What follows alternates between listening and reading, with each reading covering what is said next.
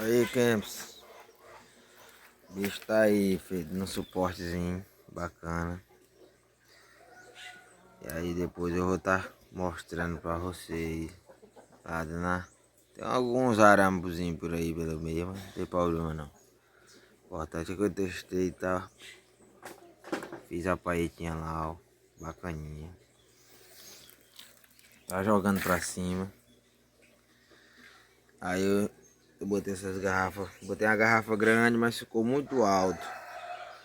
Aí eu botei essas pequenininhas. Aí chega aí no ponto certo. Aí falta só adicionar essas duas ali, que é o que dá altura. Dá mais uma alturazinha, que aí é onde fica certinho a paetinha lá, batendo na água. E é isso aí, eu vou ficar devendo, né, botando isso pra funcionar. Porque eu vou ter que ir pra escola agora nesse momento. Lá pro meu plantão lá.